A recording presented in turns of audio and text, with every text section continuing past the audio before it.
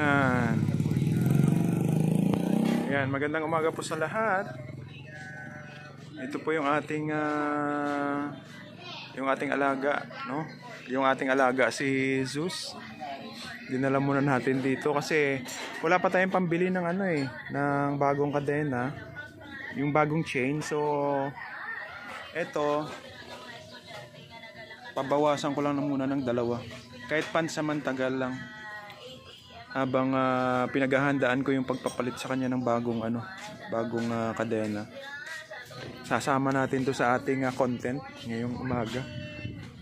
Grabe, bigla ng content. Tagal-tagal na hindi nagla-live eh. Hindi na nagko-content after 2 years. Dahil lang kay Idol Bubot. Idol Bubot, shout out nga pala sa iyo. Oh, yan. Sabi ni Boss Brian, ayan, minsan daw daan ka raw dito. Masyado ka na daw kasi focus dyan sa career mo eh. O, ayan.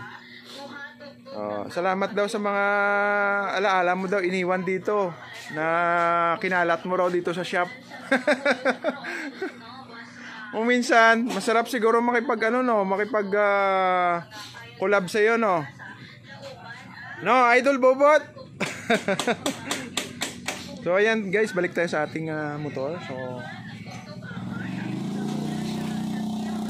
yung huling motor ko noon na kulay yellow dati si Bumblebee. Ito yun yung motor ko na pinaka memorable no last time na dinala natin dito kay Boss Brian dito sa shop niya. So ngayon si Zeus naman. Yan. So bumalik sa atin si Zeus. So ayan. Parang gusto kong sumunod sa gumaya sa uso ngayon guys eh. Ayan. Hey guys, actually kasi si Zeus, itong motor ko, siya muna yung ginagamit namin pang backup habang wala pa habang si